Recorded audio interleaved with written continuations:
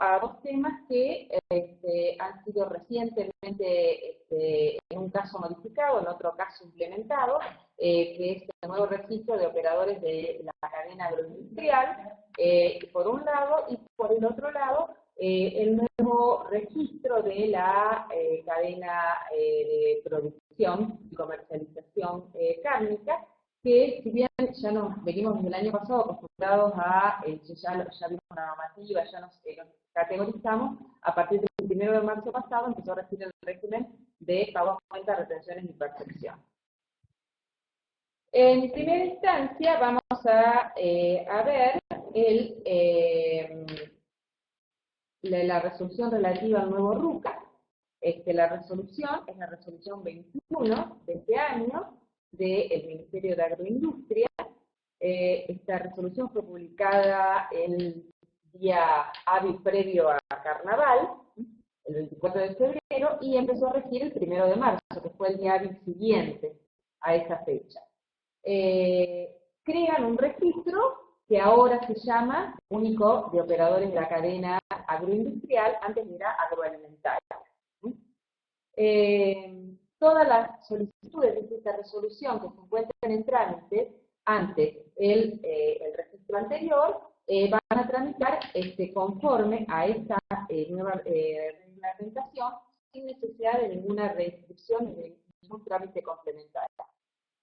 Hay una serie de operadores que no se encuentran incluidos en este nuevo texto.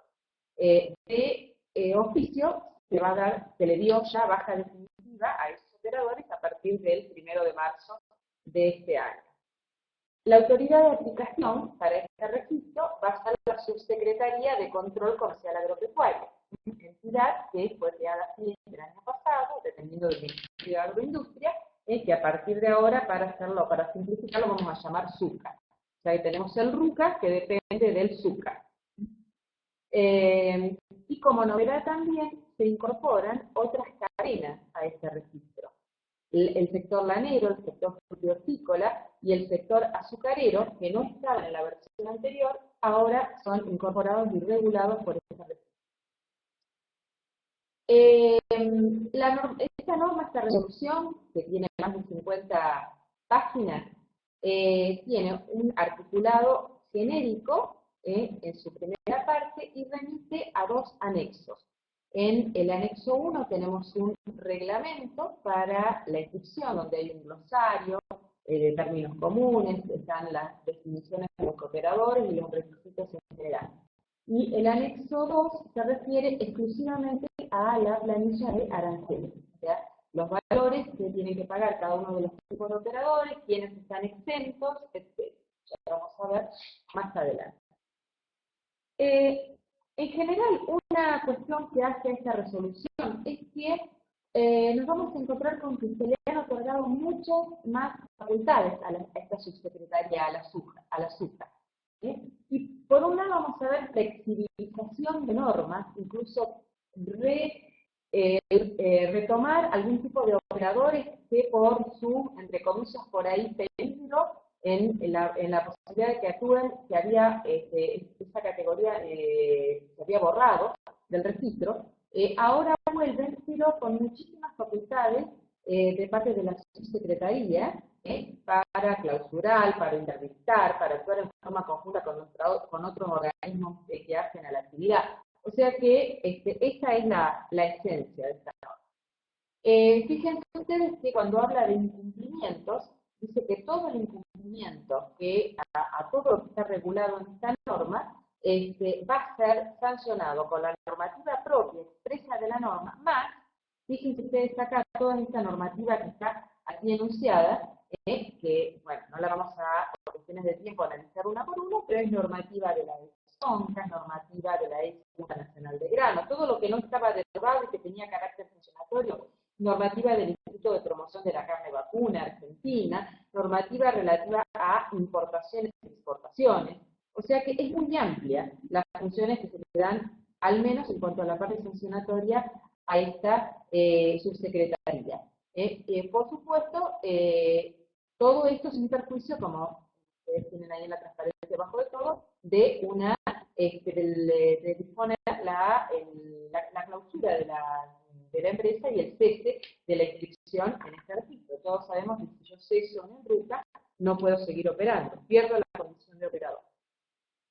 Con respecto a la categoría de consignatarios directos de bovino, se suspende por un plazo de 180 días corridos a partir del 24 de febrero todo lo que sea resolución, recepción o tramitación de este tipo de pedidos. Por ese plazo queda suspendido.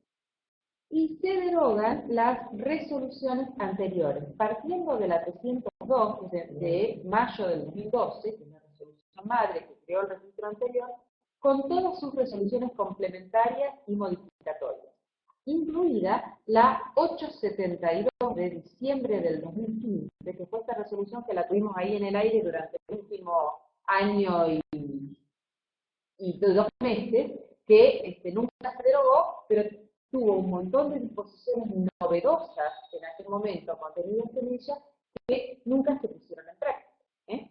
Entre ellas, algo relativo a la inscripción de los productores agropecuarios, que la 872 era la que preveía que iban en forma automática, el RUCA iba a traer del RENFA los números de RENFA de cada productor, y con ese RENFA los productores iban a aparecer automáticamente en el RUCA. Eso en este momento no está más vigente.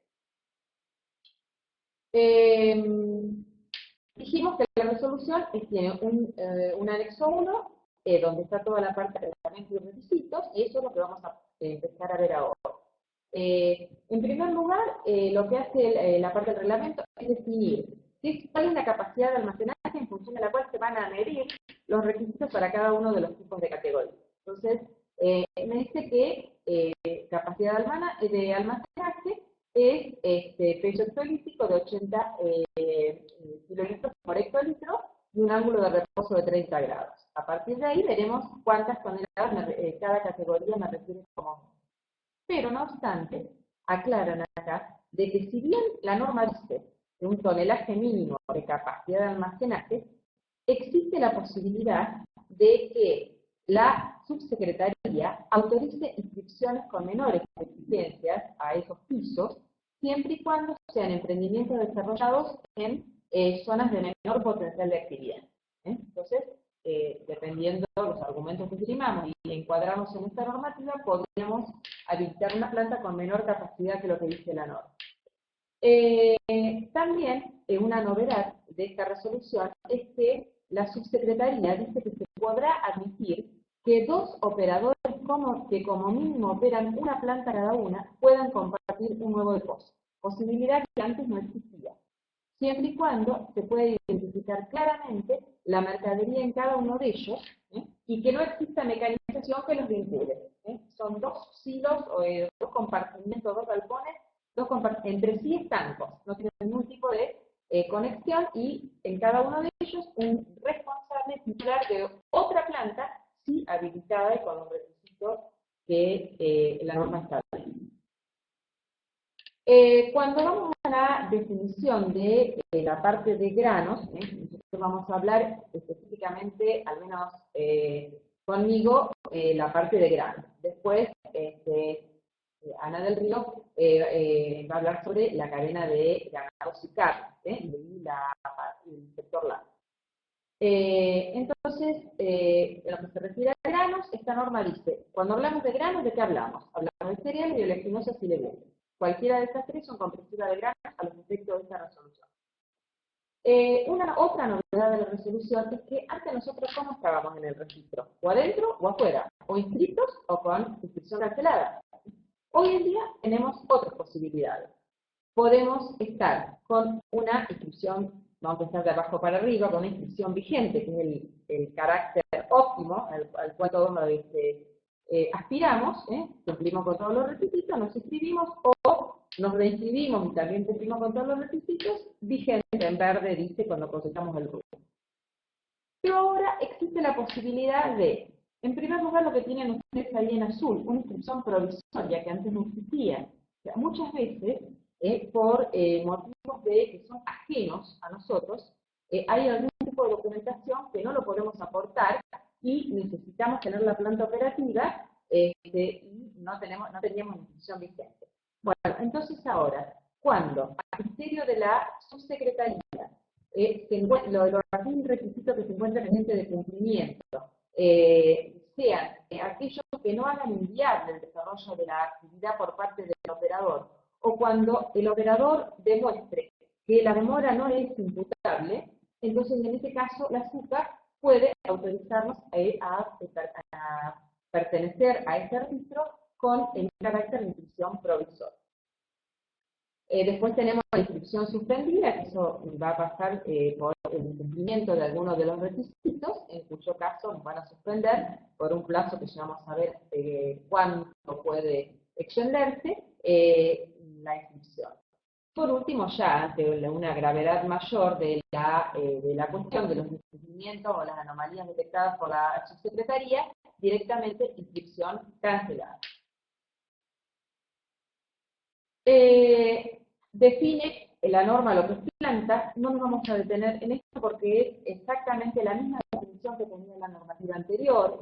Tiene que ser una instalación para almacenamiento, fija, permanente, construida, acondicionada, que permita mecanización, carga, descarga, etc. En eso es prácticamente similar a las resoluciones anteriores. También es muy similar en cuanto a lo que expliqué anteriormente, el hecho de que por planta solo se va a ser admitido un responsable. La única excepción es la que vimos recién con respecto al depósito. Un depósito puede ser compartido por dos titulares de planta, pero una planta solo un responsable. Algo también muy pedido y que esperemos que sea un trámite que se haga operativo, no como pasaba con las resoluciones anteriores, que en algún caso estuvo escrito no en la resolución madre, pero sí en reglamentaciones, pero nunca logramos llevarlo a la práctica, es esto, el tema de la unificación de plantas. Ahora prevé la propia resolución que por nota yo pueda solicitar la unificación de aquellas plantas que se encuentren dentro de un mismo eje urbano. Esa es la condición actualmente, siempre y cuando una de ellas al menos cumpla los requisitos para esta planta. Presento la nota, una vez que el Ministerio evalúe la solicitud, y a partir de que emite un acto administrativo autorizándolo, a partir de ese momento unifico plantas y en una única planta llevo la documentación y todos los movimientos de las que están unificadas por ellos.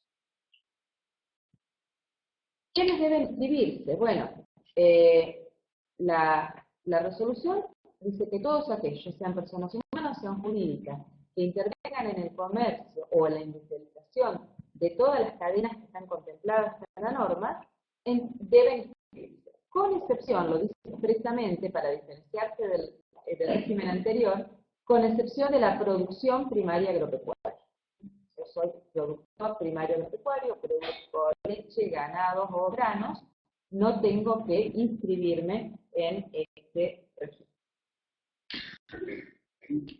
Es obligatoria la inscripción, o sea que de ninguna manera yo puedo alegar que puedo estar desarrollando una actividad de acopio de industrial balanceador si es que no tengo una inscripción vigente o al menos provisoria en esta norma, y que esa no inscripción va a ser obviamente un condicionante para que no pueda yo acceder a cualquier tipo de documentación oficial que me permita operar en el comercio o en la industrialización de productos primarios, de los productos que están regulados por esta cadena.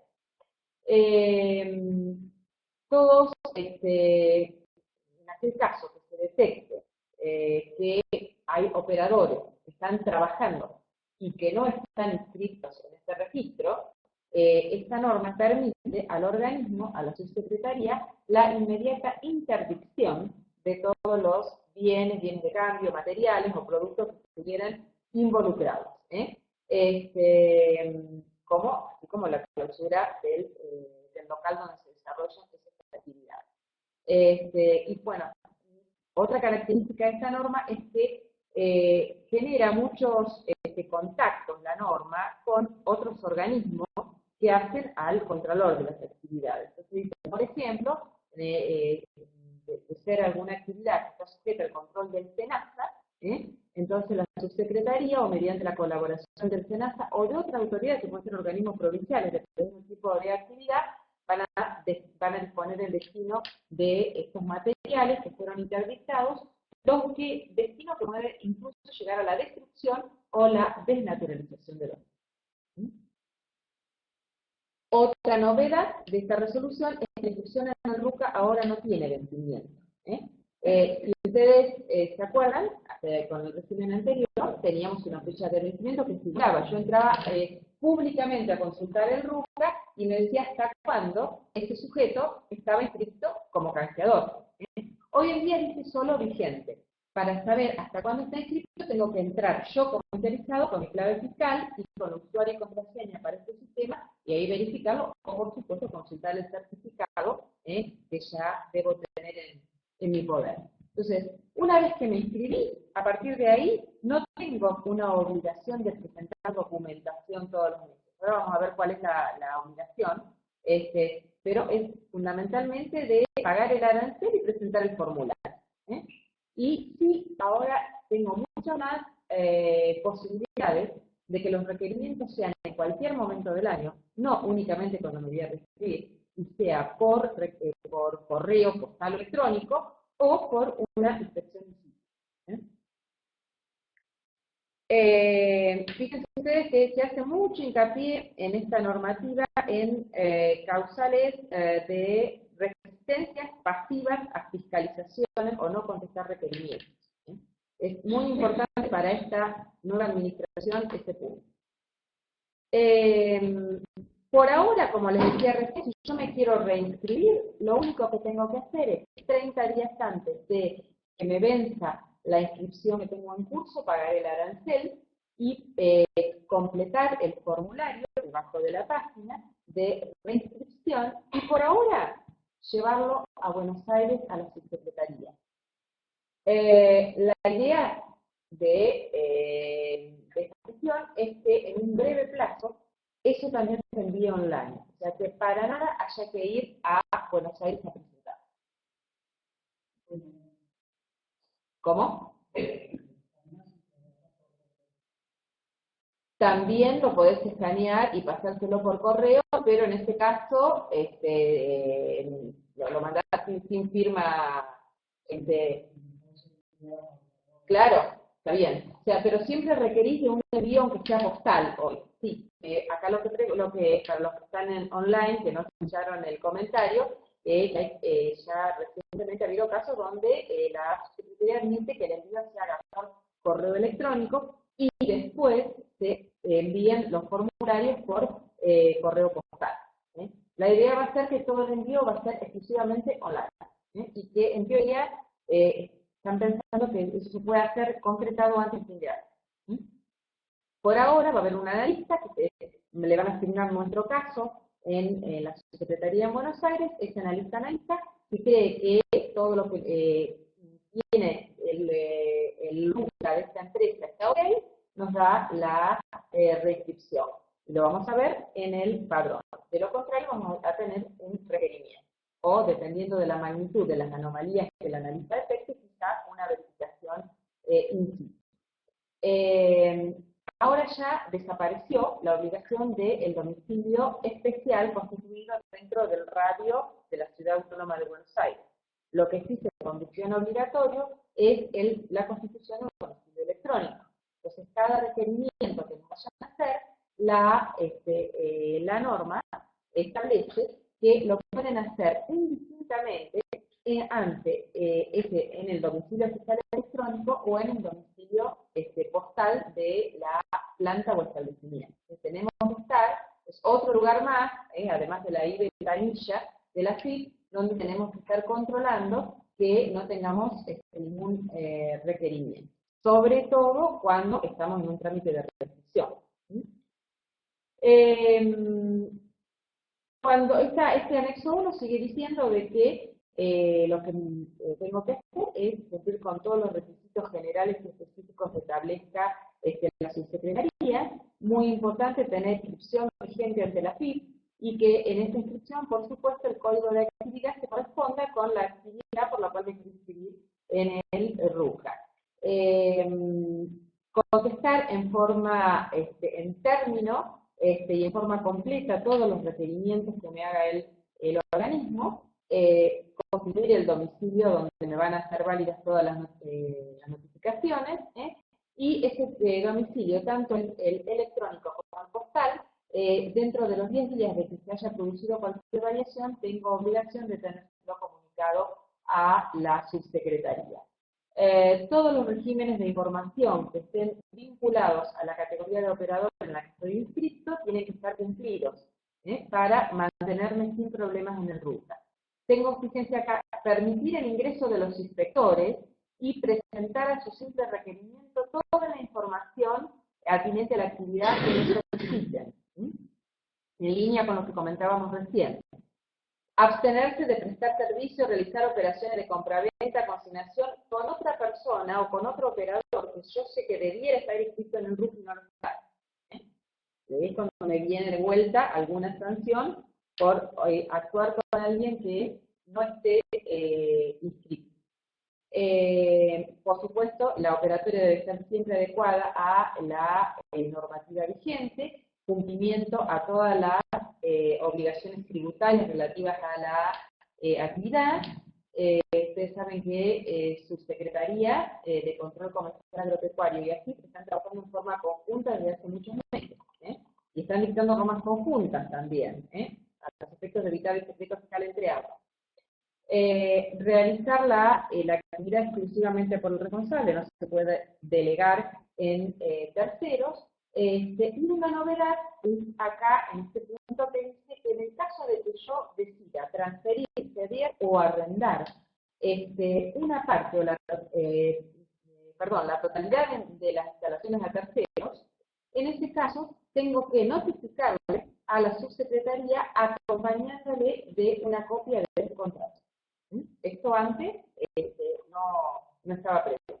Por supuesto, tener pagado el arancel.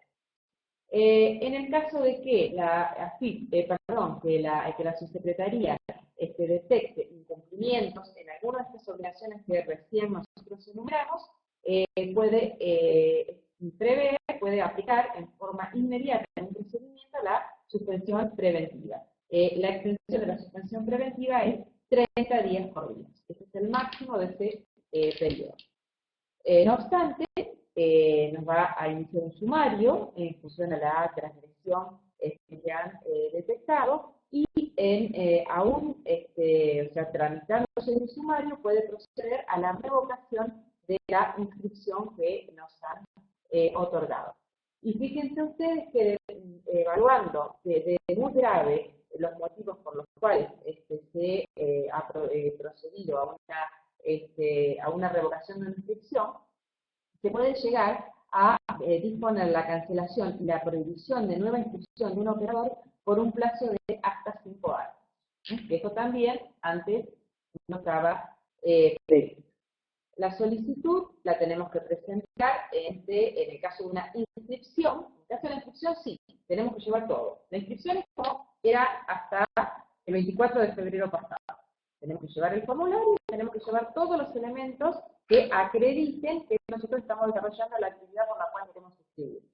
Entonces lo presentamos ahí en la dirección de despacho y mesa de entradas de la subsecretaría.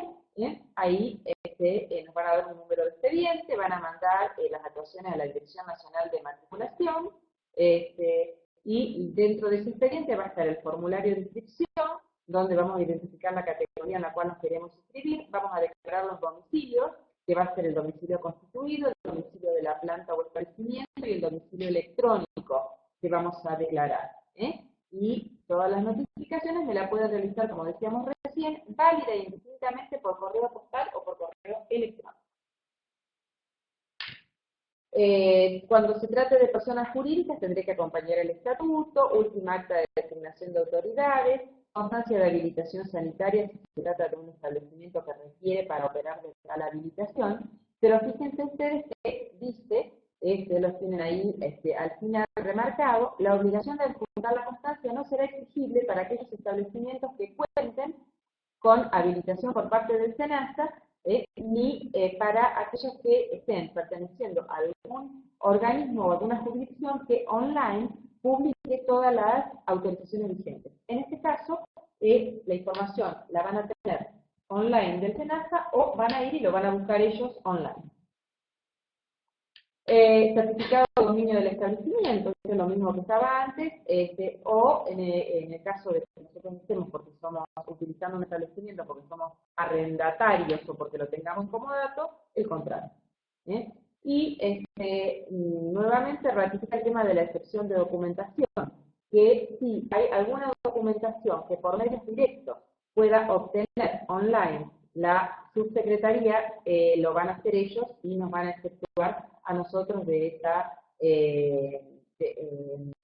prestar esa información y que en un breve plazo la subsecretaría va a publicar cuáles son los convenios que celebre con las distintas entidades, en efecto que las entidades las mantengan permanentemente informados de los certificados que le otorgan al operador. Este expediente con toda esa documentación va a ser analizado por un revisor de esa dirección y en teoría dentro de, en el caso que se adviertan alguna deficiencia, dentro de un plazo de 10 días, nos van a acceder por correo electrónico y o postal un requerimiento. Una vez que lo cumplamos, este agente va a hacer una recomendación en el sentido de otorgarnos la inscripción o en el sentido de denegar. Si no hay ningún problema, nos van a inscribir automáticamente, vamos a aparecer inscritos en la ruta. De lo contrario, van a emitir una resolución que nos van a notificar. Por supuesto, bueno, acá también está el tema de la inscripción provisoria, que la inscripción que nos van a dar en este momento puede ser una inscripción vigente y permanente, o puede ser una inscripción con carácter provisorio, con la condición de que en un determinado lapso de tiempo presentemos la información faltante o la documentación faltante. Y reiterar nuevamente que yo, para mantener vigente la inscripción, tengo que proceder al pago del arancel correspondiente a la actividad dentro de los 30 días corridos previo a la fecha de vencimiento que figura en el certificado que oportunamente hemos escrito.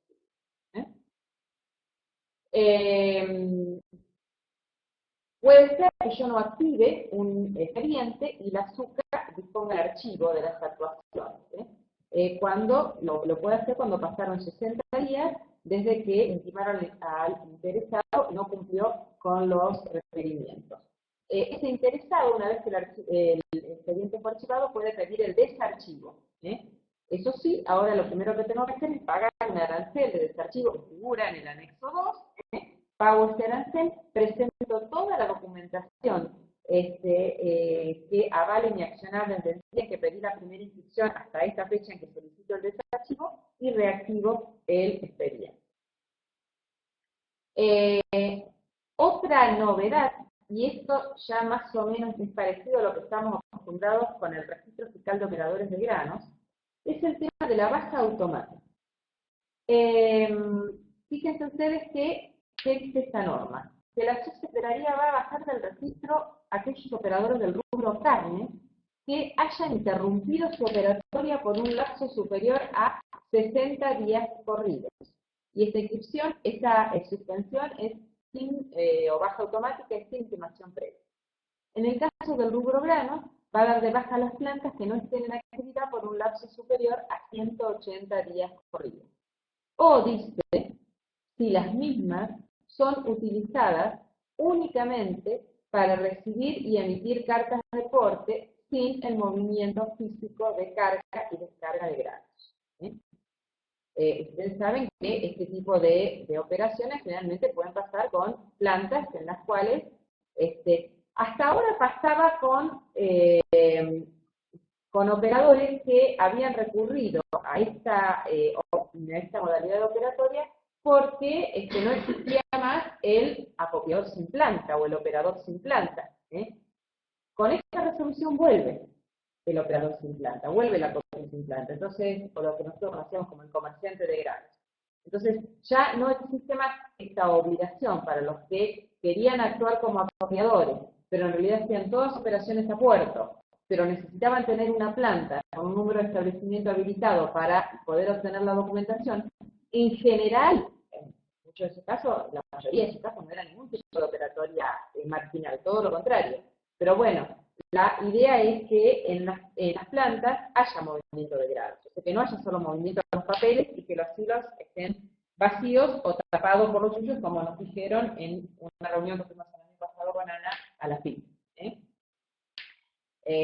Pusimos un inspector una semana a la puerta de una planta, nos dijeron, y en toda la semana no entró un camión. Sin embargo, todos teníamos la computadora con el registro online, entraban y salían cartas de corte. Bueno, se le explicó cuál era la operatoria, y bueno, en este caso, ahora ya no hay, para existir la categoría de operador sin planta, no hay excusas para este tema. También, por supuesto, uno puede pedir en cualquier momento la baja en el RUC. ¿Qué pasa con las categorías? Bueno, con respecto, vamos a citar algunas que son las de uso más frecuente, las que generan generalmente más preguntas y más inquietudes. Por ejemplo, el acopiador consignatario. Si ustedes recuerdan, la resolución, la 782 de diciembre del año 2015, traía a una serie de modificaciones, que por ejemplo, le decía que solamente podía hacer canje de servicios por gramos. Había cortado la parte de la autorización de los acopiadores de hacer canje de bienes por gramos. Entonces, ahora, la norma primero le pone una capacidad mínima de 1000 toneladas a la planta de almacenaje para que pueda ser inscrito como acopiador consignatario. Y vuelve a la tradicional definición de acopiador consignatario: quien comercialice granos por su cuenta en consignación, reciba, condicione, almacene granos, y que realice canjes de bienes y o servicios por granos. O sea que esto quedó aclarado y queda más aclarado con la última frase que incorpora a la definición, que dice que esta actividad incluye canjeador de bienes y servicios por granos, procesador de granos y acondicionador. Yo ahora no me tengo que inscribir en 4 categorías. Inscribiéndome solo en acopiador, esa inscripción me avala para accionar en estas 4 categorías. Otra novedad es el canjeador de bienes y servicios por granos. ¿Qué pasaba con el canjeador? Hasta fines de febrero, un canjeador lo único que podía comercializar era aquellos granos que recibían canje. Entonces, por ejemplo, si un contrato por 10.000 toneladas y resulta que de esos 10.000 le dieron a un productor que no le entregó 1.000 porque no pudo, entonces él tenía, para cumplir su contrato, tenía 9.000, no tenía 10.000. ¿Podía salir a comprar 1.000 al mercado? No. No, porque no tenía facultades. Lo único que podía hacer era darse vuelta y vender lo que había recibido en concepto de canje. Teniendo en cuenta estas cuestiones de logística y de eventualidades de la parte de canje, ahora le agregaron lo que ustedes tienen ahí en negrita, pudiendo comprar hasta un 20% más que el total de las toneladas recibidas en concepto de canje. El resto es igual a lo que fue históricamente el canjeador, y como les decía recién, volvimos al comerciante de granos sin planta, aquel que realice transacciones comerciales con granos que no posea plantas de acopio. Exportador de granos con planta y exportador de granos sin planta también, cuando antes solo teníamos la categoría exportador de granos y con la necesidad de contar con planta. Comprador de granos para consumo propio, está bastante similar a lo que era la relación anterior, o sea, se mantiene, con algunas flexibilidades se mantiene la categoría, el que compre granos a operadores o productores para consumo animal, se tiene que inscribir en esta categoría y expresamente me dice que no puedo comercializar con terceros. Compro para darle de comer a los animales, no puedo revender. Industrial balanceador también es una categoría que la define, le pone una capacidad de tonelaje mínima de 300 toneladas y nuevamente me dice que si yo me inscribo como industrial, eso me cubre canjeador de bienes y servicios por granos y acondicionador. O sea, yo con el solo hecho de inscribirme como industrial puedo salir a canjear bienes y servicios por granos. Usuario de industria también sigue para el tema de pasón o el tema de maquila, que nosotros hablamos mucho en esta comisión, sigue el requisito de inscribirse como usuario de industria por parte del productor. Laboratorio de granos también, una categoría en la cual en los últimos tiempos hubo algunas discusiones, sobre todo por laboratorios de las bolsas, laboratorio de los acopiadores. Bueno, la categoría está está prevista, y el organismo precisamente establece que va a hacer una evaluación y que va a habilitar a cada laboratorio como de cereales más proteína, de oleaginoso más cereales más proteína, todo dependiendo de los informes que presenten los agrónomos químicos o peritos clasificadores. Depósito transitorio, ahora tenemos una normativa que dice que como una categoría más incluye los depósitos transitorios. Lugar de almacenaje de granos compuesto por elementos fijos o portátiles que dependen de una planta, y el operador que pretende realizar lo único que tiene que hacer es declarar la ubicación, el tonelaje y la planta inscrita de la cual depende. Desapareció el requisito de distancia entre la planta. ¿Se acuerdan que dicen que tuvimos algún problema? La última vez, si no me equivoco, eran 300 kilómetros máximo. Ahora desapareció. Lo único que yo lo tengo que escribir como depósito transitorio de una planta que tengo que tener habilitada como tal, y una vez que lo declare, yo todos los movimientos que haga en esos depósitos lo tengo que hacer declarar en el libro de movimientos y existencias de la planta principal. También se crea la categoría de semillero y o procesador de semillas, categoría muy requerida por los semilleros, porque no existían las normativas anteriores. Entonces, el semillero, ¿qué decía? Muchos decían, bueno, el semillero no tiene que estar acá porque el semillero vende semillas, no vende granos. El problema es que en el proceso del semillero hay expertos y hay semillas que no, granos que no cumplen con la calidad y la condición para hacer semillas, pero sí pueden salir perfectamente al mercado o ser comercializado como grano. Entonces, ¿qué hacían los semilleros? Se inscribían en la categoría de acopiador consignatario, que era la que les permitía comercializar granos. Hoy en día el semillero tiene una categoría propia donde, de acuerdo a lo que dice la norma, quienes sean semilleros, por supuesto, tienen que estar inscritos en el INASE, la inscripción va a ser automática. O sea, el INASE le va a pasar un detalle de quiénes son los operadores inscritos como semilleros y habilitados por el INASE, y automáticamente van a quedar inscritos como tales en este registro. También nos comentaron, esto no está en la resolución, pero nos comentaron en la reunión que tuvimos, donde había funcionarios de AFIP y de Agroindustria, que lo que están desarrollando es una carta de porte para el traslado de semillas. Y que el cupo de las cartas de porte lo van a hacer en función a los lotes declarados en el INASE. O sea, quienes son semilleros o semilleros multiplicadores tienen que declarar los lotes con sus magnitudes, con el tipo de grano que se va a multiplicar, etcétera, en el INASE. Bueno, en función a esta declaración, capacidad para que nos den cartas de porte, y también van a crear un libro de semillas para cada planta. Planta de acopio del productor. Esta fue la única categoría que generó dudas a todos cuando lo leímos por primera vez. Dijimos, pero no era que los productores no se inscribían. Bueno, fíjense ustedes, entenderá por tal a quien utilice una planta de acopio exclusivamente para granos de propia producción.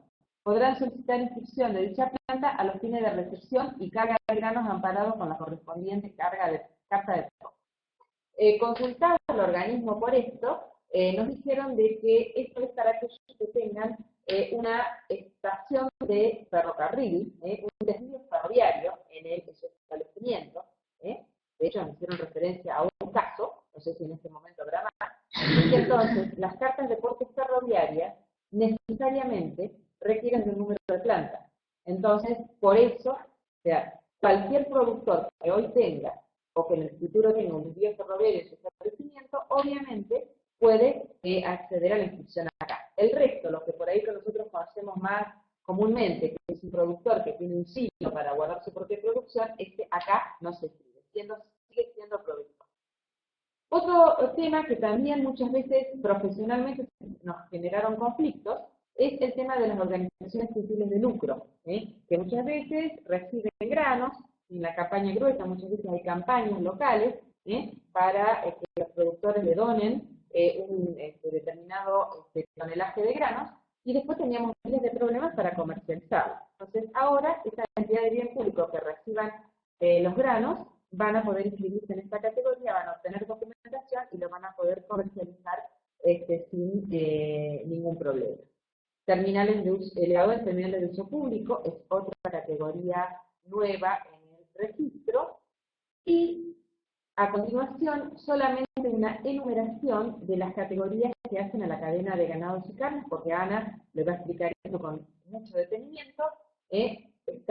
No, bueno, ya te mandé el frente.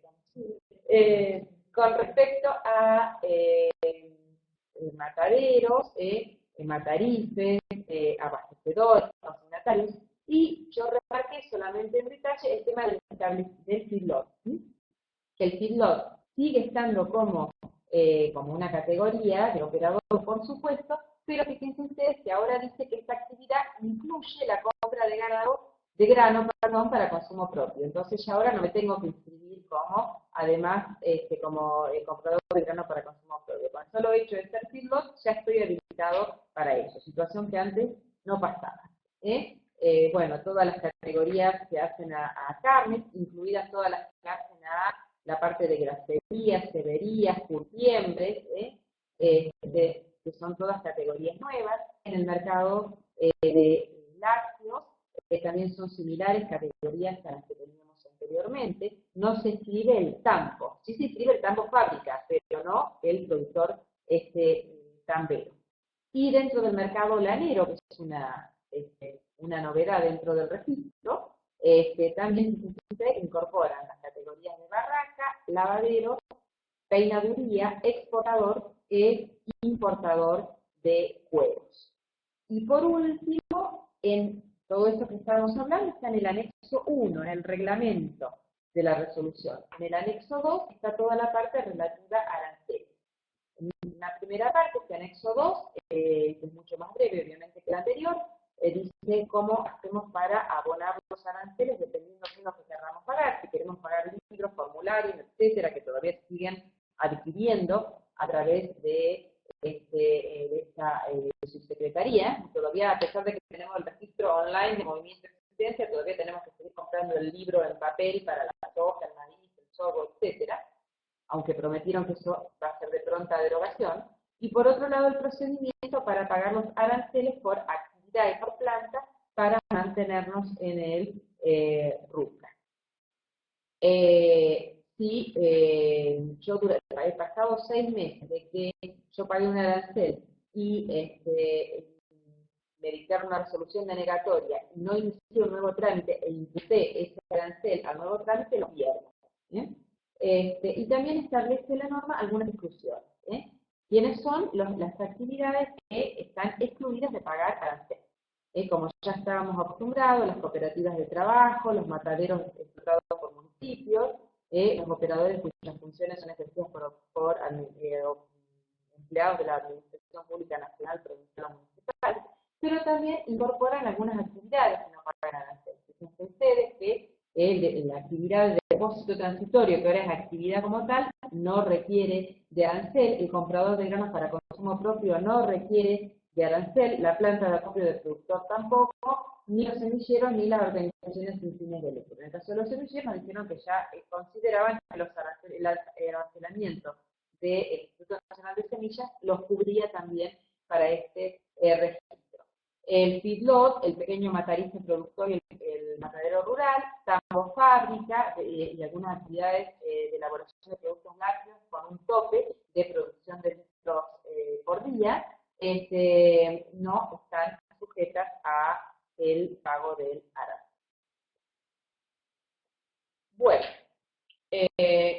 vamos a pasar a la segunda parte y después, tanto los que están aquí presentes como los que están online, escucharemos las preguntas y las contestaremos, si sabemos. Sí podemos. Como diría. Cambio de imagen. Pobre constructor, sí podemos.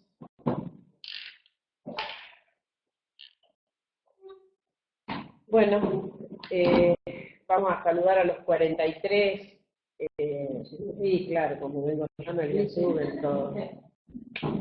43. Claro, estos son los. Claro, son todos de Chañar.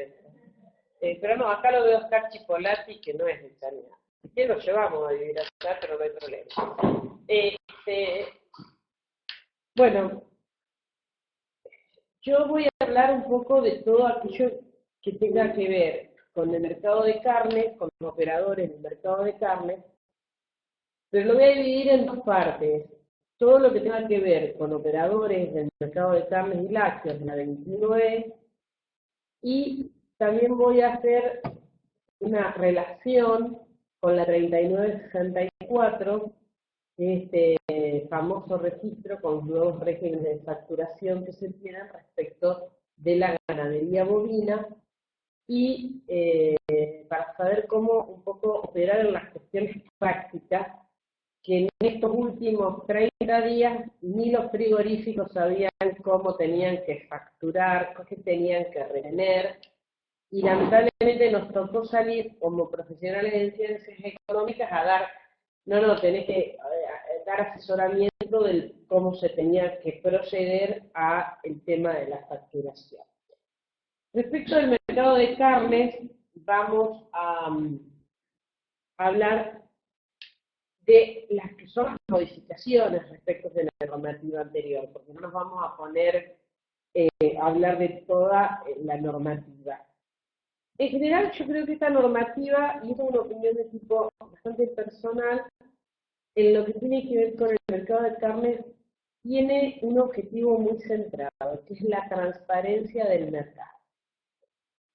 Y esta transparencia del mercado que está en esta normativa también se menciona en la 3873, porque evidentemente, como diría Juan Carlos Serra, debe haber sido un sector que algunas troperías debe haber hecho durante un tiempo, y es necesario regularlo y es necesario encasillarlo, y siempre es mejor controlarlo. En el caso de los frigoríficos empiezan a tener una requisitoria mucho más amplia, mucho más estricta. Será admitida solamente la inscripción de un solo titular por establecimiento.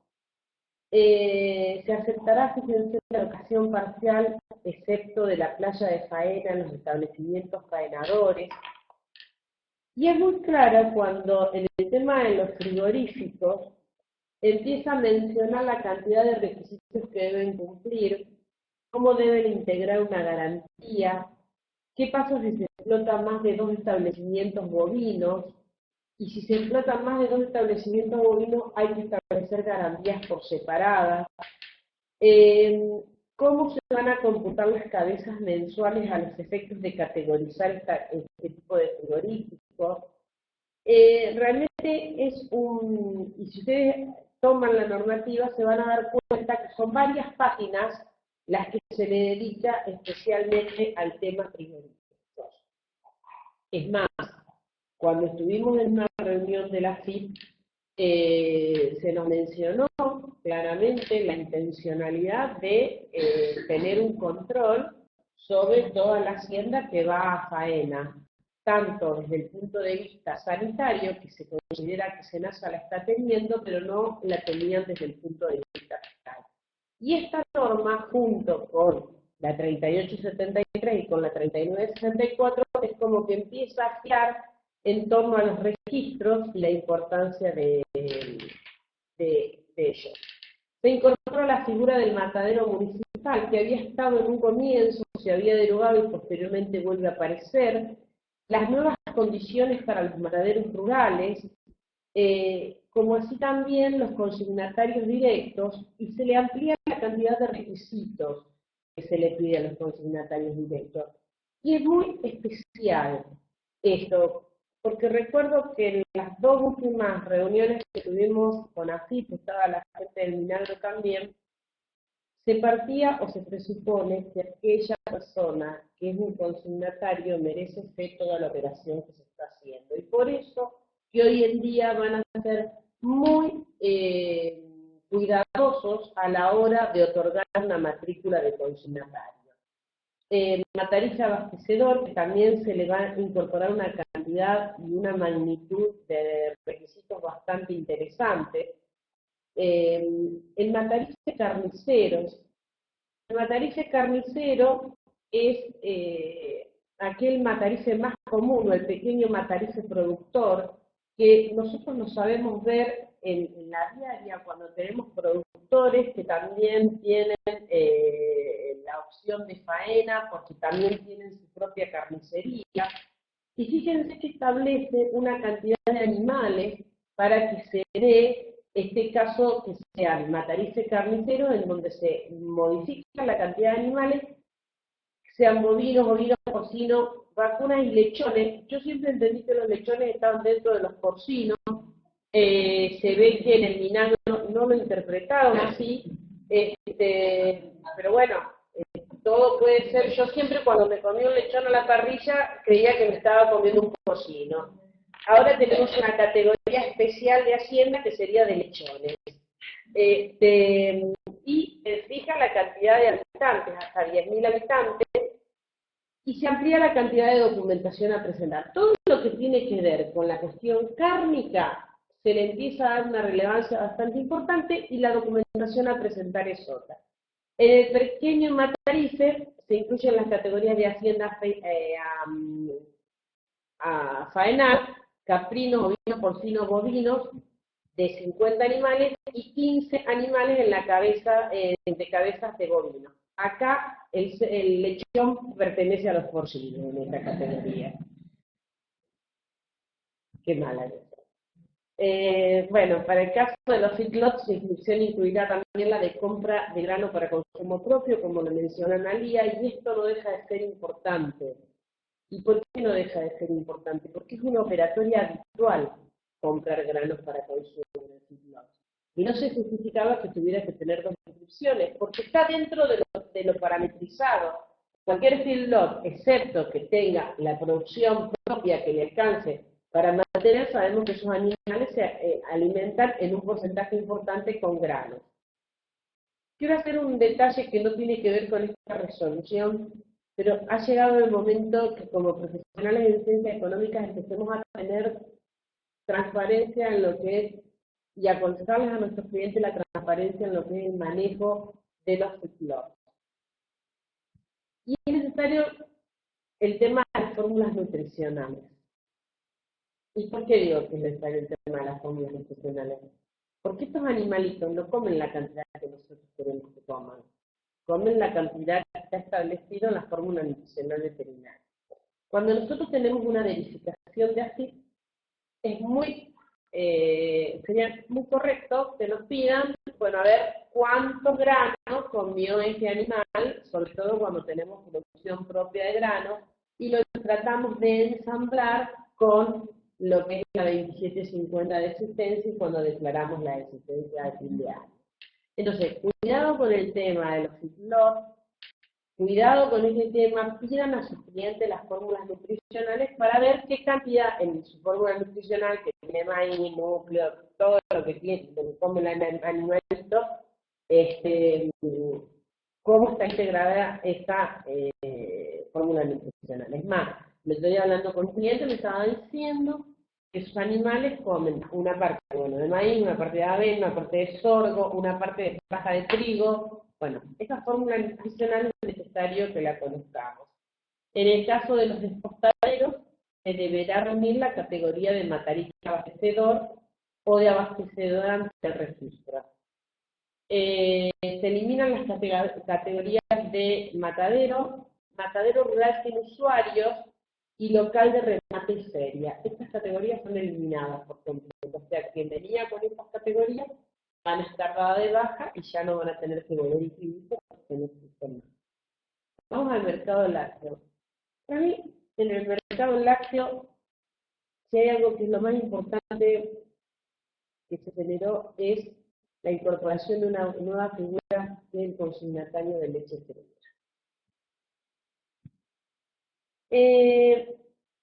¿Y por qué es importante? Porque había muchas cooperativas que intervenían o intermediaban entre el productor común y la industria y no tenían una figura que se adaptara a la figura del consignatario.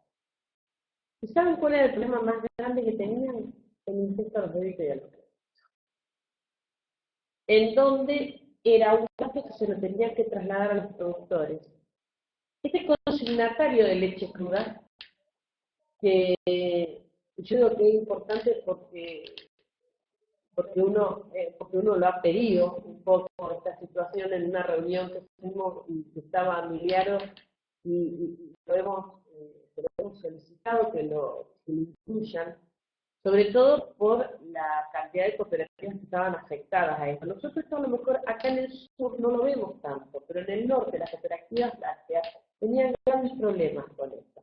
Por suerte se creó la figura y fíjense, es quien comercialice leche cruda por cuenta y orden de terceros. O sea, es lo que hace una cooperativa, comercializada por cuenta de los terceros. Sí se establece una nueva requisitoria respecto del exportador de lácteos, al igual que en el caso de los importadores. Y se agregó la figura dentro del tambo fábrica, el tambo semi-elaborador. Y este no es un tema menor porque no todos los tambos son semifábricas. Hay tambos que hacían una parte del proceso y no hacían el proceso industrial completo para llegar a un producto de consumo. Y acá se crea la figura del tambo semi-elaborador. Hablando con un grupo de productores lácteos me decían sí, porque nosotros podemos llegar a la etapa de separar el suero. Yo no entiendo nada de la cuestión láctea, pero ellos me explicaban que podían llegar hasta cierta etapa y después tenían el equipamiento para que todo eso se transformara en un yogur, en un queso. Entonces, pero hacían un primer proceso y eso es muy importante que se lo reconozca. Hay un cambio importante en la categoría de establecimiento elaborador de productos lácteos, en donde los dividen en distintas categorías, de acuerdo al volumen de leche diario que van procesando, partiendo desde 0 hasta 100.000 litros y haciendo una evaluación de acuerdo a esa cantidad de litros en qué margen se estaría encuadrando. Dentro de los aranceles, yo hice dos distinciones, una exclusión objetiva y una exclusión subjetiva. Dentro de la exclusión objetiva, en granos, bueno, todo lo que es acopiador, fíjense, yo también remarco el tema del comprador de grano para consumo propio, porque ahora no hay excusa. Y lo remarco porque dentro del tema ganadero quedaron fuera de la posibilidad de inclusión todo lo que es el tema de porcinos. Antes, los productores porcinos tenían la obligación de estar inscritos en todos sus estadios. Y acá quedó afuera. Entonces, si yo tengo un criador porcino en las distintas etapas, ¿no es cierto?, en todos los ciclos, en la cadena completa, tengo que estar inscrito como comprador de grano para consumo propio, porque a lo mejor yo hago toda la parte de invernada o toda la parte de engorde a corral o el encierre del porcino, que no es la misma situación que los loteros que per se ya están incluidos en esta categoría. Así que cuidado, porque los únicos que están incluidos en la hacienda como compradores de grano para consumo propio son los filoteros. El resto, todo lo que es la parte de porcino o ovino, lo que sea, directamente tienen que inscribirse. En ganado, bueno, y carne está el feedlot, el pequeño matarice, productor y matadero rural, y el lácteo, el campo fábrica, semielaborador, lo que pasó más por alto porque ya lo mencionamos. Y después también está la exclusión subjetiva, en donde está todo lo que tenga que ver con el sujeto que ejerce la actividad, que son todas las cooperativas de trabajo, todo lo que tenga que ver con el campo fábrica y los mataderos que sean explotados exclusivamente dentro de los municipios. Esos mataderos municipales tienen una exclusión.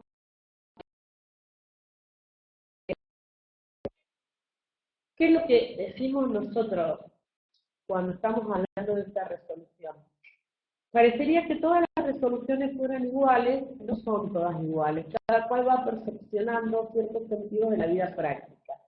Esta resolución es como que, si bien ya venimos por más que le cambiemos el nombre de los operadores de la cadena agrocomercial, de la cadena agroindustrial, se van absorbiendo ciertos conceptos de una resolución en otra. Me parece que esta resolución lo que está buscando es un poco más contemplar las situaciones de la realidad, de las cosas que existían y que no sabíamos cómo manejarlo, la teníamos que manejar como nos parecía. Bueno, como el caso de las consignatarias lácteas, como el caso de los mataderos municipales, como el caso de las instituciones sin fines de lucro, que me parece excelente que se hayan podido incluir, porque si no, había problemas con eso, como el caso de los productores que tienen sus propias plantas, o sea, hay un montón de situaciones que se empezaron a contemplar situaciones que son de la realidad y que se le dio un marco normativo.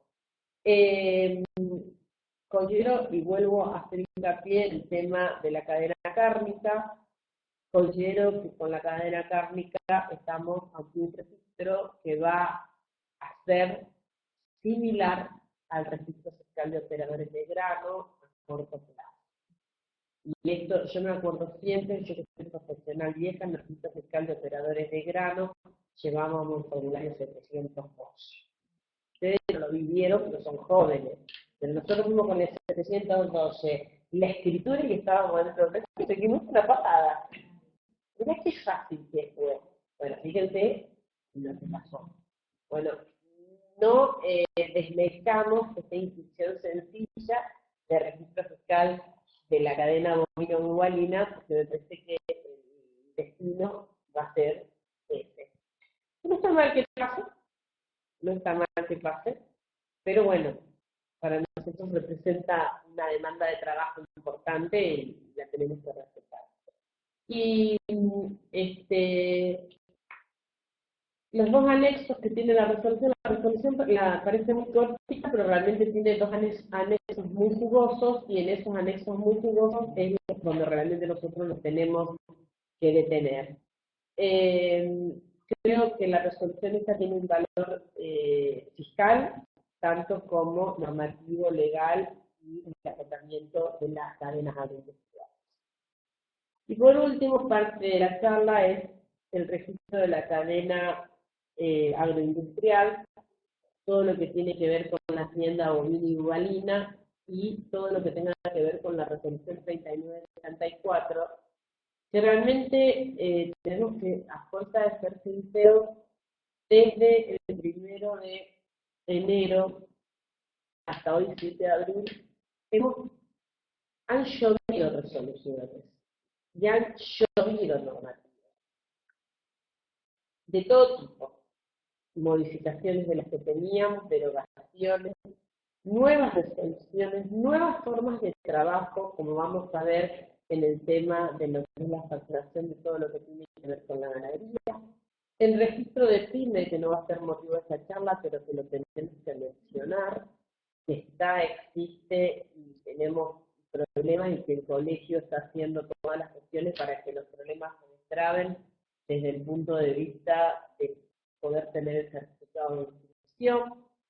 O sea, han llovido resoluciones que las tenemos que internalizar, y una vez más tenemos que estar cada vez más capacitados para poder atender la demanda de los clientes. Porque hay clientes que no se enteran de lo que pasa, excepto como se enteran. Cuando se enteran, me dijiste esto, traen la lista de todo lo que tenés que hacer como un parte de.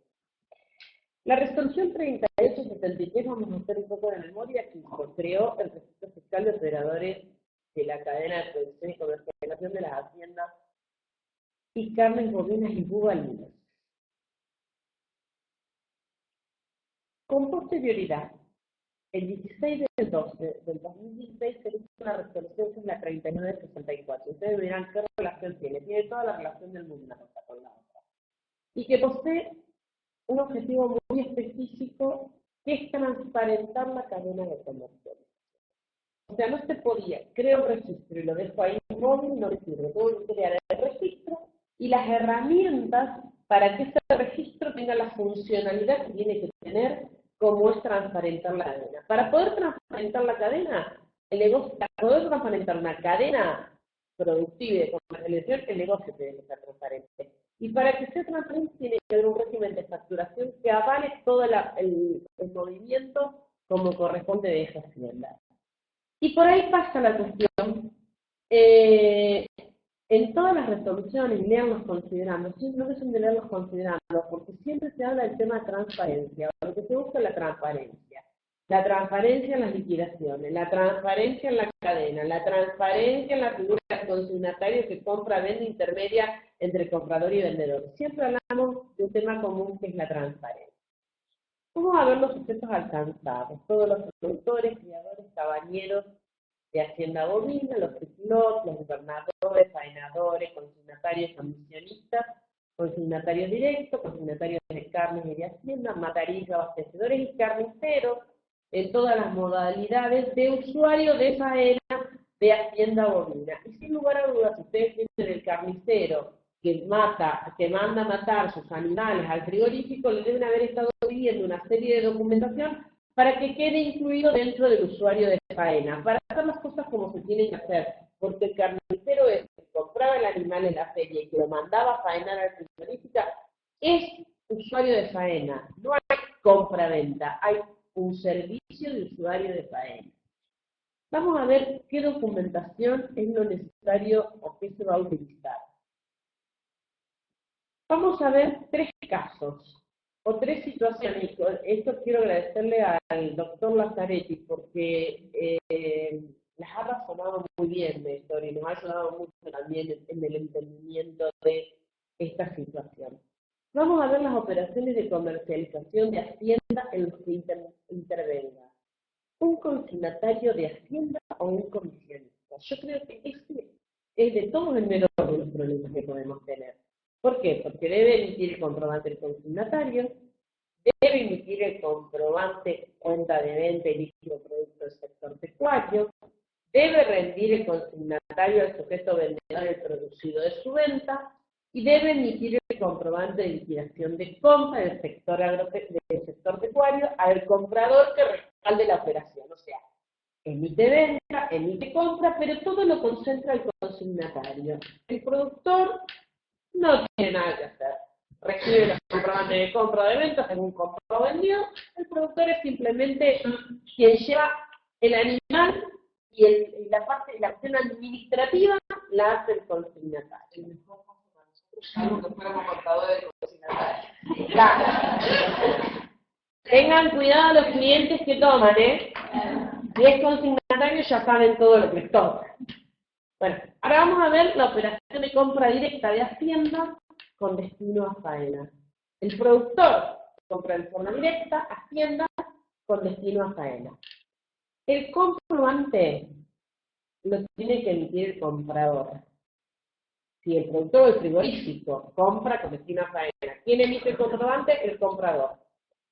Y debe emitir la liquidación de compra directa del sector pecuario A, B o C. Hasta que antes de ayer apareció la M. Yo no la había visto nunca en mi vida y me aparece una liquidación M.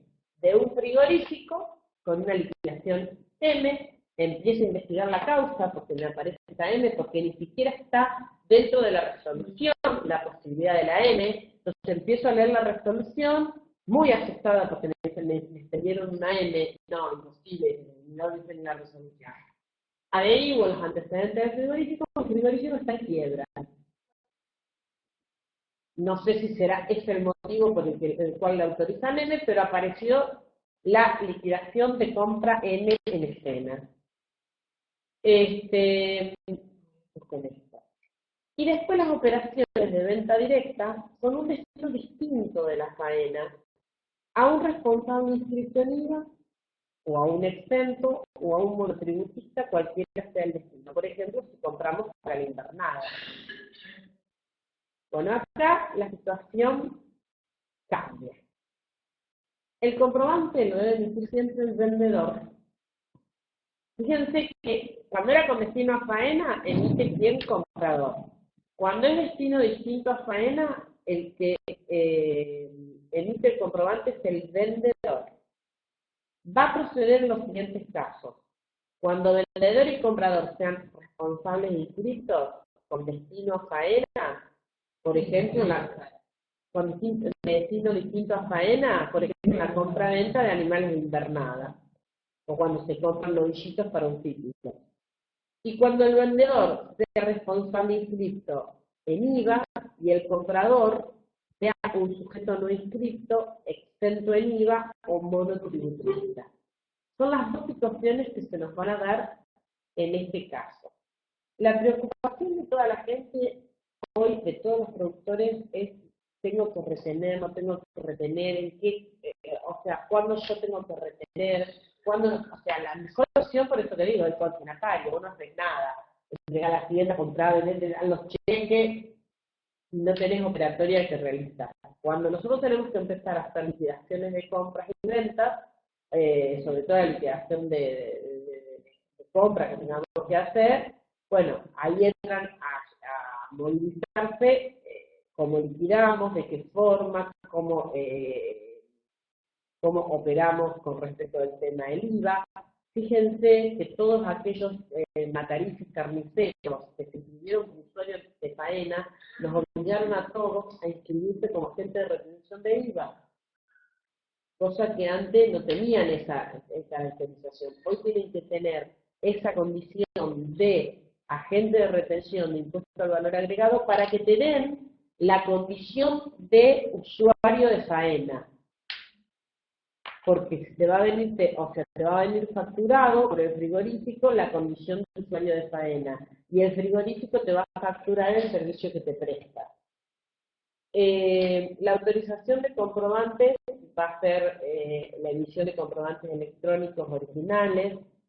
Por supuesto que va a haber que entrar dentro de lo que tiene que ver con comprobantes en línea, haciendas y carne, liquidación electrónica, requiere nivel de seguridad 3, hay que generar un nuevo punto de venta, no puede ser un punto de venta de los que veníamos estando utilizados. Pero la novedad que introduce la norma es la liquidación electrónica pecuaria, que esa liquidación dentro del sector nos va a permitir generar la liquidación del sector pecuario, consultar las liquidaciones generadas, como por una LPG, como si fuera la liquidación primaria de ganos. Esto sería una liquidación ganadera del sector pecuario, pero nos va a permitir consultar las liquidaciones que se generaron, ajustar liquidaciones generadas, nos va a permitir generar las liquidaciones que tengamos que generar. Y además,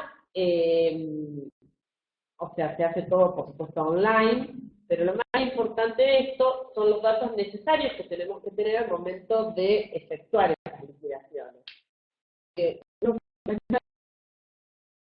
Fue todo así bastante vertiginoso, como teníamos que usar el tema de las liquidaciones, nos sentamos a liquidar. Cuando nos dimos cuenta nos faltaban un montón de datos para hacer esta liquidación, porque todavía no tenemos las cartas de depósito. Vos cuando sos CTG, la carta de depósito la tenés en la mano y sabes todo. Acá, ¿qué nos va a pedir esta liquidación?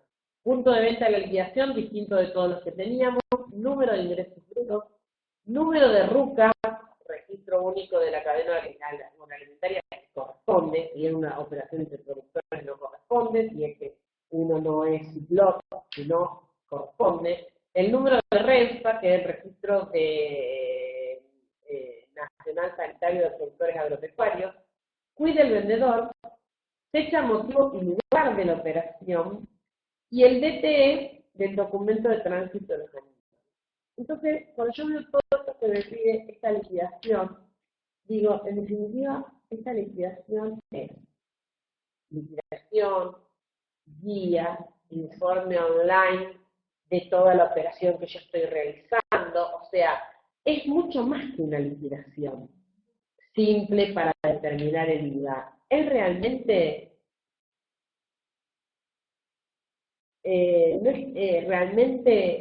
es una liquidación mucho más importante de lo que pretende ser una liquidación para determinar el IVA que requiere, que no requiere. Acá hay una traza que va a tener que ir respetándose porque del campo que salió el animal, cuál es el número de renfa, cuál es el número de guía, o sea, se va a hacer la trazabilidad del animal. ¿Eh?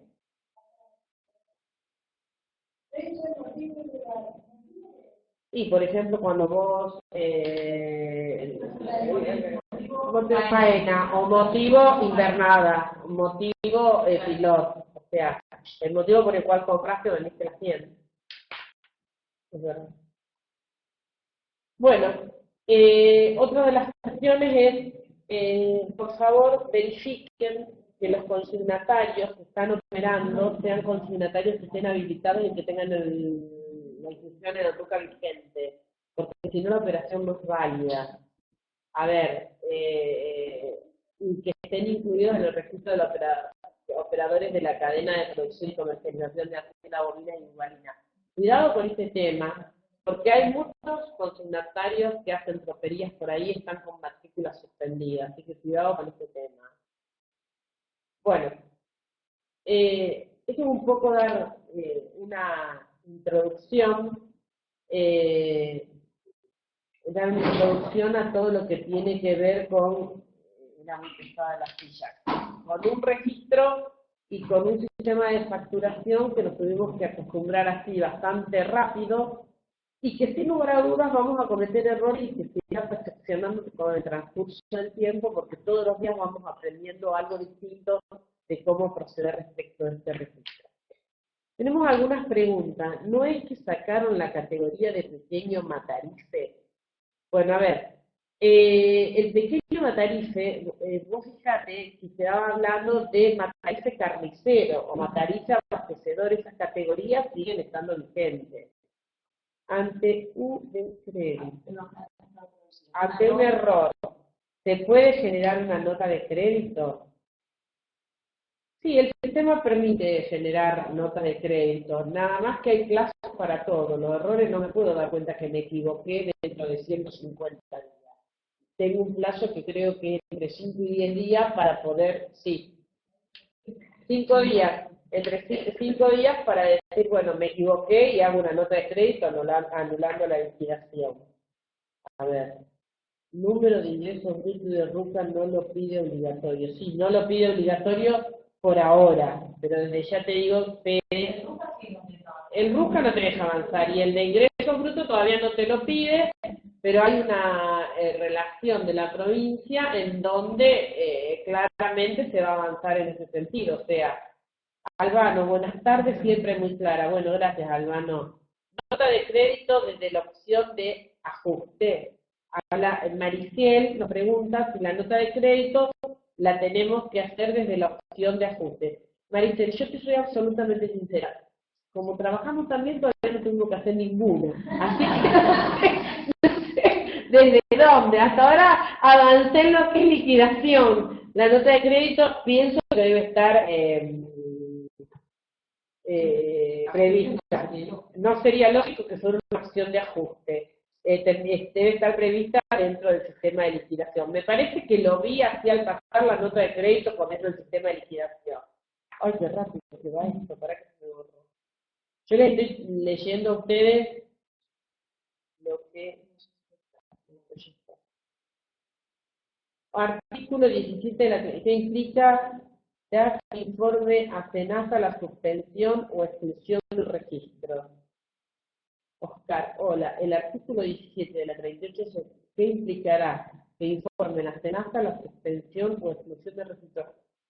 Lo deben, a ver, Oscar, yo lo que estimo es que lo deben informar por el solo hecho que tendrá cuestiones tributarias dando vuelta. Ahora, o cuestiones de incorrecta conducta fiscal o de incorrecciones que nada tengan que ver con lo sanitario, porque si no, no tendríamos el establecimiento habilitado desde el punto de vista sanitario.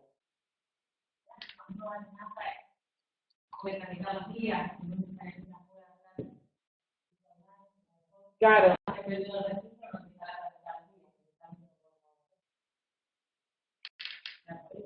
En general la podés mover la hacienda cuando tenés una interdicción de esa hacienda o tenés el establecimiento, sí, con una normalidad de SENASA no te permiten sacar días de traslado. Exacto, lo que estamos mencionando acá es el tema de que el informe de SENASA puede ser que te trabe lo que sea la vía de traslado y por lo tanto no podés mover la hacienda y no se podrá facturar. Buenas tardes. A un cliente mío carnicero inscrito como matarife, la semana pasada fue a comprar a una cooperativa y la misma le emitió un comprobante. Cuenta de compra A, me surge la duda de dónde facturaron ellos. Según yo tenía entendido, debíamos hacerle nosotros una liquidación de compra. Hay que ver, Lorena, si esa cooperativa que vos me estás mencionando no está inscrita como consignatario, porque si está inscrita como consignatario, el que liquida es el consignatario siempre. Cuando vendo por mi cuenta ganado a carnicero, ¿tengo que comprobar algo respecto a estos registros? A ver, vos en estos registros te tenés que inscribir si sos Cecilia, te tenés que inscribir como productor. Después, vos podés vender o a la faena o un destino distinto de la faena. Si vos le vendés a un carnicero y el carnicero, o sea, el carnicero va a ser el que va a ir a la faena, vos no le estás vendiendo a la faena, o sea que tendrías que cumplir la liquidación que el que liquida es, en este caso, vendedor. ¿Sigo? Jaja, gracias, me dicen Maricel. Está contenta, Maricel. Lo que vamos a solicitar es poder ver las liquidaciones, ya que no conseguimos las liquidaciones de los frigoríficos. Deberían ser como las LPG que podamos verlas recibidas. Yo pienso que en cuanto al sistema se va a avanzar mucho, se va a llegar a poder ver todo online con la clave fiscal del contribuyente y sin lugar a duda, Albano, vas a poder ver las liquidaciones como ven las LPG. Esto recién comienza. Federico Massa, el material, ¿lo pueden mandar por mail? Federico Massa, el 3 meses va a quedar colgado en la página del consejo. Así que si querés vernos nuevamente, Federico, apretás el botón y nos ves todos los días al grano. Y también deberíamos pedir, ay, porque acá me dice, podríamos, lo que deberíamos hacer es poder pedir todas las facturas electrónicas recibidas para hacer más fácil nuestra tarea.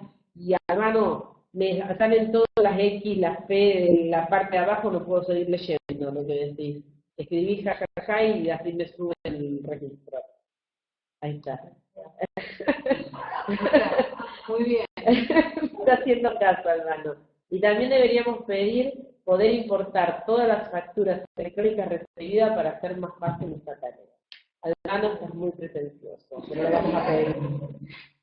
¿El carnicero común debe cumplir con algún registro? No, Federico, si el carnicero común y le venden la media red de frigorífico, no es productor, no es nada, no tiene que hacer nada. Aparte se lo van a hacer con una factura. No, acá no existe liquidación porque no es propia la hacienda. ¿Y qué hacemos con los criaderos de porcinos? Seguirlos teniendo, nada más que no los inscribís en el RUCA. Y si te hace falta maíz para consumo, te tenés que inscribir como comprador de grano para consumo propio, haces factura electrónica. Sí, factura electrónica. Sí. Exactamente. Escriban otro jajá porque no vemos. Oscar, haz un jajá. A ver, cuando lo lees. Oscar nos agradece. Bueno, gracias Oscar por estar del otro lado. Les cuento la idea que tenemos, mientras tanto, que tenemos un ratito de tiempo, la idea que tenemos con Analía para el 28. ¿Toca 28 o 21? 28. 28.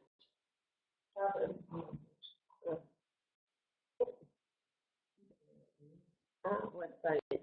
Bueno, no, el 28 tenemos la charla online y presencial de cementeras, de evaluación, o sea, nosotros este año se nos han cambiado los vencimientos, como todo esto el blanqueo y demás, y tenemos vencimientos en mayo y junio y pocas ganancias. Entonces, otros años la hacemos en octubre, noviembre, esta charla de cementeras. Ahora vamos a venir a registrar conceptos con Miguel Farabolini el 28 con una charla de cementeras. Pregúntale por qué no es segundo y cuarto, porque el segundo es el 14. Claro. Ya no está. Entonces hicimos el primero y para no juntarlo hicimos el último. Perfecto. Bueno, entonces el 28 tenemos Miguel Farabolini con la charla de cementeras. Realmente pensamos que la reunión del viernes 28 podría llegar a durar un poquito más, porque realmente nos interesa abordar un tema después del blanqueo o cómo declarar todos los que hicieron blanqueo en el impuesto a las ganancias. Se lo convocó al doctor Juan Carlos Serra, que si no está de viaje va a estar con nosotros, Y de lo contrario, bueno, tendremos que alguno de nosotros profundizar de este tema, o si alguno está dispuesto a profundizar de este tema de la comisión, cómo declarar todo lo que hemos planteado en las nuevas declaraciones juradas de impuestos a las ganancias y bienes personales, la verdad que con muchísimo gusto lo escucharíamos y estaríamos gustosos que participen realmente activamente. Si alguno tiene ganas de preparar el tema, realmente los queremos convocar para esto. Atento a que estamos muy próximos al vencimiento del impuesto a las ganancias y de bienes personales, en donde sociedades se siguen manteniendo para mayo, creo, y personas físicas para junio. Ezequiel, ¿qué me contaste? ¿Estaría?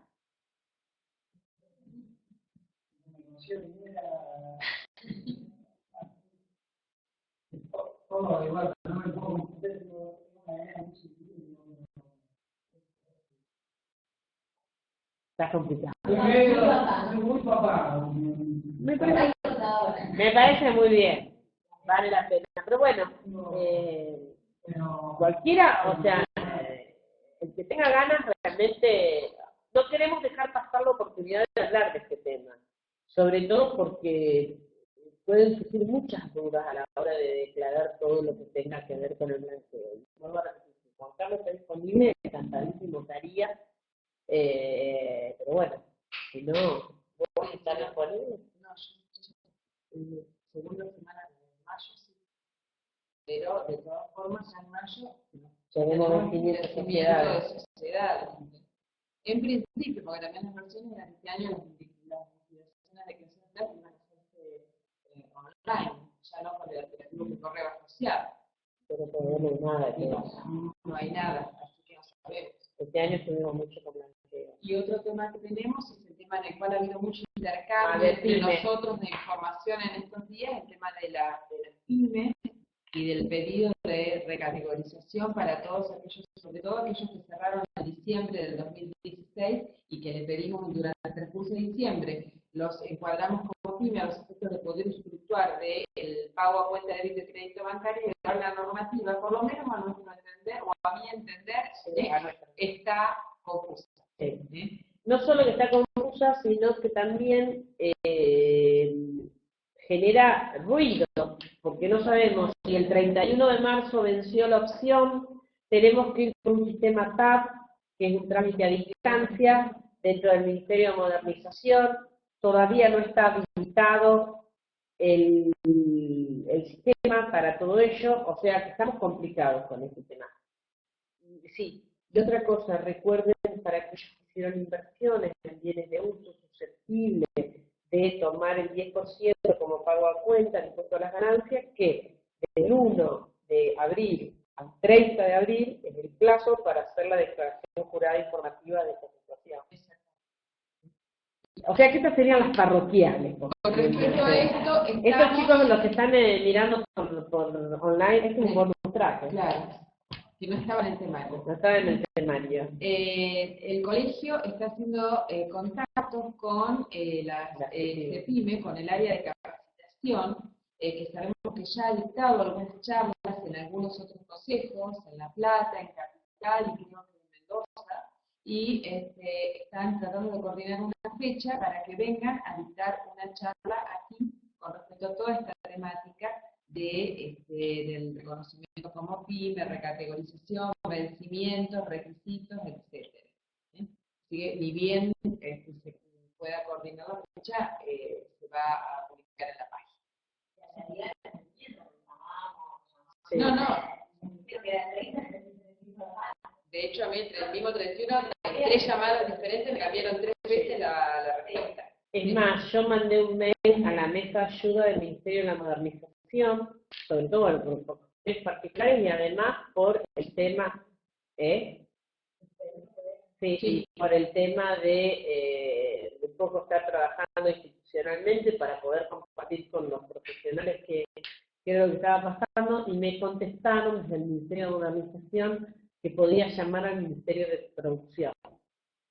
Entonces llamé y mandé el email al Ministerio de Producción y me contestaron muy claramente desde el Ministerio de la Producción que no habían podido todavía capturar la información de la FIP que se había hecho en el registro de beneficios PYME, en el RONESE, no habían podido capturar toda la información que ya habíamos volcado en este registro. Y una vez que ellos pudieran tomar esa información, iba a estar disponible online para que se haga el trámite.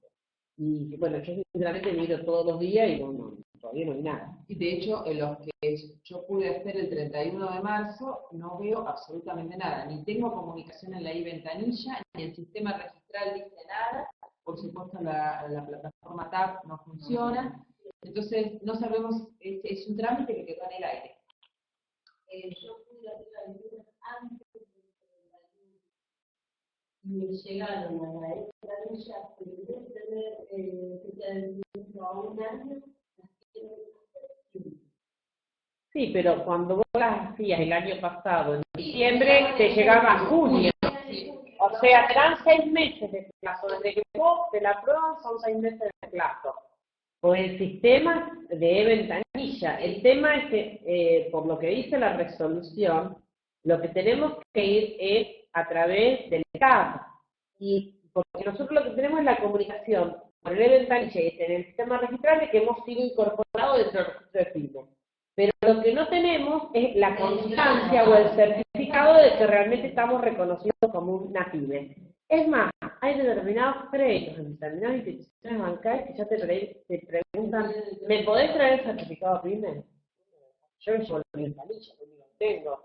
Pero, o el sistema registral donde dice que estamos incluidos dentro de la PYME del 25%.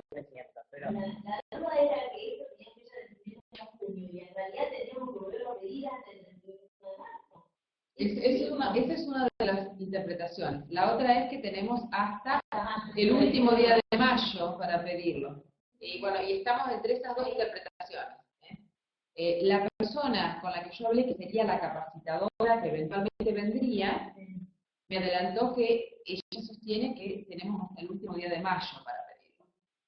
Pero yo el mismo día hablé con el área... ¿Todo el 31 de marzo? Sí, sí. Pero si querés, tomate hasta el 31 de marzo, pero no va a haber una tranquilidad. Claro, bueno. ¿Cómo?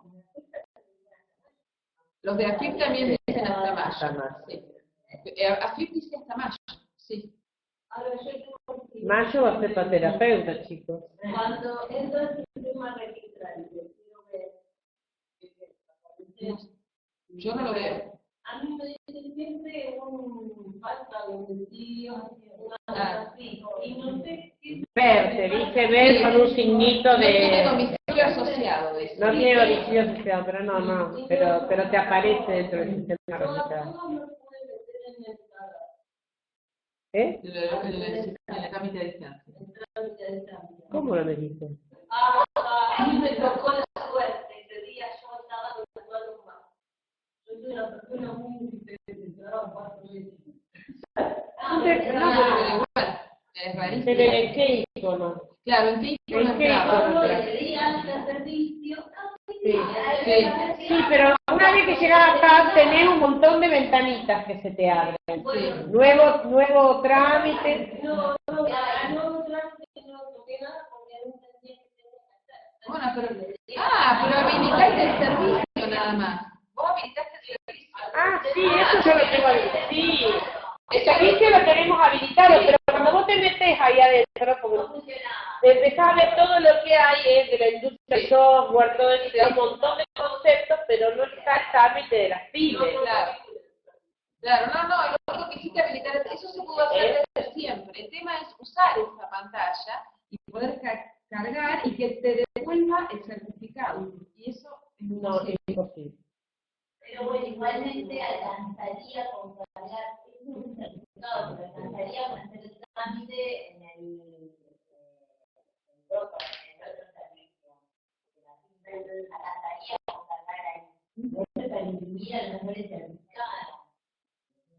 Por ejemplo, yo el 31 de marzo traté de cargar algunos dentro del servicio de PYME, no en el caso.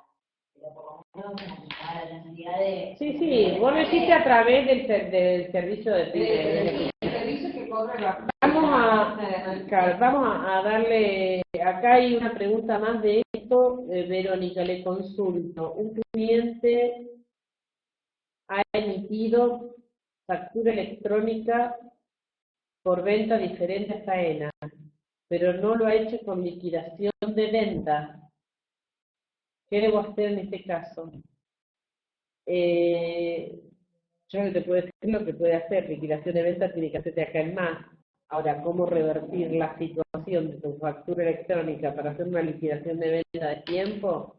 O sea, todo lo que sea, ¿quién escribió? Verónica, acá en más todo lo que sea venta de Hacienda, recordá que no va con factura electrónica, sino que va con liquidación de venta.